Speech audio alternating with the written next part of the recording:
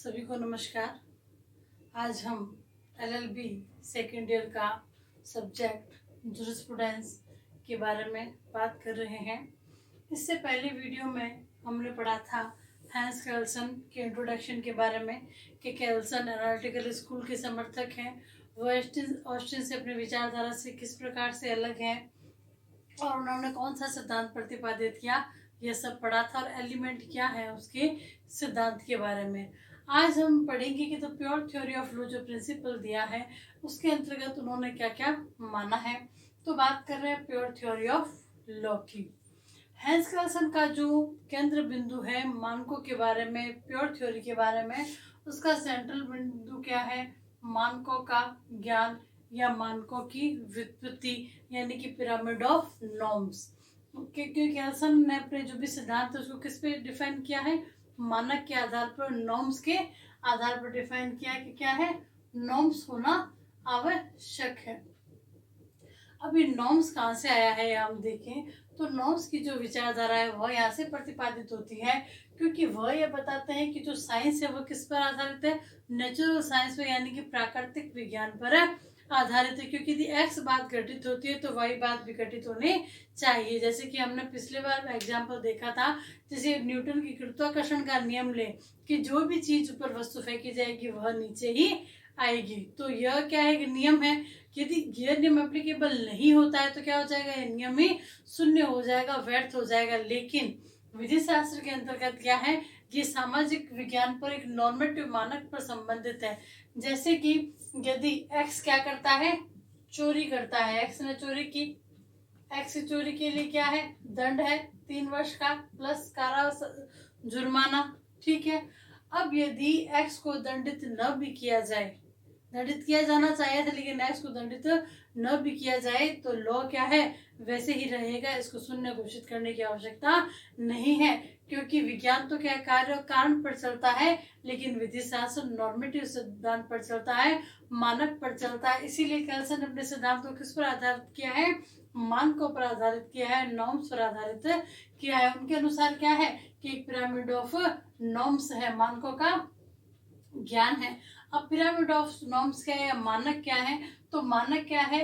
परिकल्पना के रूप में एक प्रस्थापना है, एक हाइपोथेसिस है, एक इमेजिनेशन है, उसका प्रपोजल है। वो क्या माना उन्होंने? मानक माना। कि पिरामिड ऑफ नॉर्म्स क्या है? वह क्या है? मानक है। तो परिकल्पना के रूप में प्रस्तावना हमने समझ लिया इस बात को, एक्स बात घटित है तो वाई बात घटित होनी चाहिए। यदि एक्स चोरी करता है तो उसे दंडित किया जाना चाहिए। अब तो की मानक की बात की सभी मानक है, और मानक क्या करते हैं? एक क्रम, जैसे कि पत्थर रखे हुए होते हैं एक दूसरे के ऊपर, एक के ऊपर, वैसे भी क्या है? एक पिरामिड की तरह यह है नॉर्म्स बने हुए हैं। तो मानकों का क्रम कैसा है? पिरामिड के जैसा है।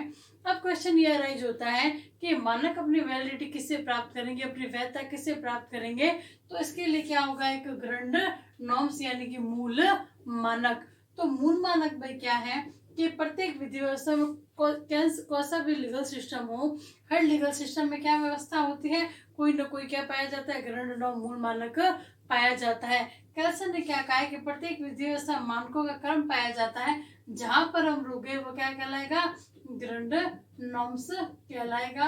और इस ग्रंड नॉर्म से क्या करेंगे? सारे मानक अपनी वैधता, वैलिडिटी प्राप्त करेंगे। कि मानक, पहले उसने क्या कि मानक एक पिरामिड ऑफ नॉर्म्स है, पिरामिड ऑफ नॉर्म्स अपनी वैलिडिटी किससे लेंगे? तो ग्रंड नॉर्म से लेंगे। तो ग्रंड नॉर्म कौन होगा?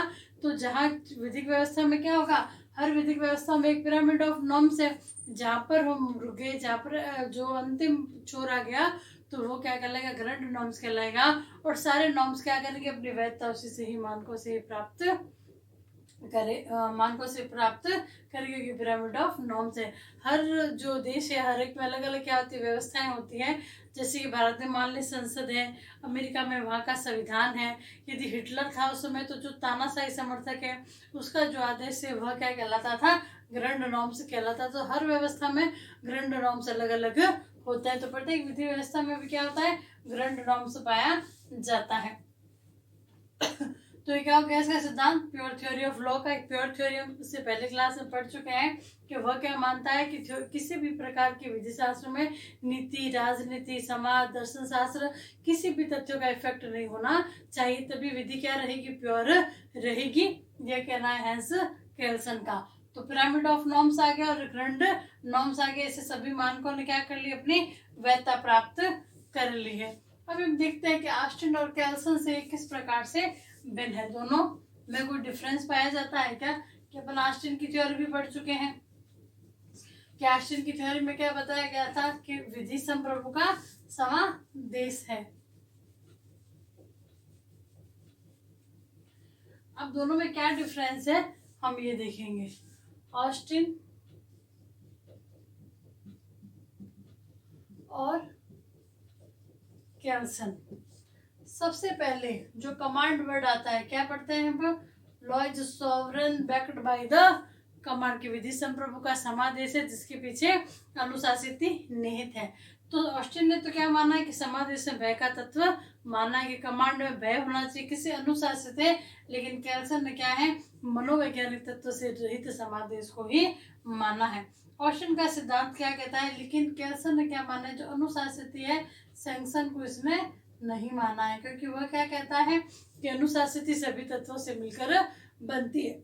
यदि कोई भी बंदा एक्स है, उसने क्या किया, चोरी की, तो उसको आपने गिरफ्तार किया है, मजिस्ट्रेट के सम्मुख ले जाने, जमानत तक लेने या दंड देने तक, इस सभी के एक अनुशासित के पार्ट है, तो अनुशासित अलग नहीं हो सकती है।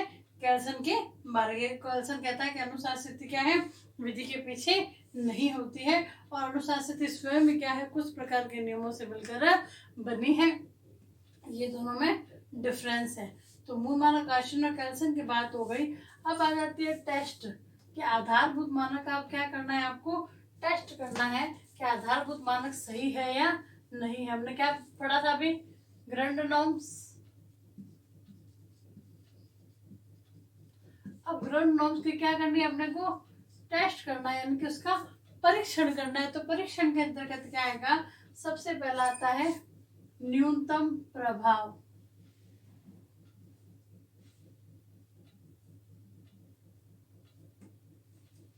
न्यूनतम प्रभाव का मीन्स है कि कुछ ही लोग क्या मानते हैं, इस आधारभूत मानक को मानते हैं, उनके अनुसार इसे पूर्णतः इसको स्वीकार किया गया है। ग्रैंड नॉर्म्स को वो नहीं मानते कि इस प्रकार का ऐसा कोई भी ग्रैंड नॉर्म्स होता है जिसकी प्रभावकारिता हो सकती है, तो मिनिमम इफेक्ट इसका माना गया है।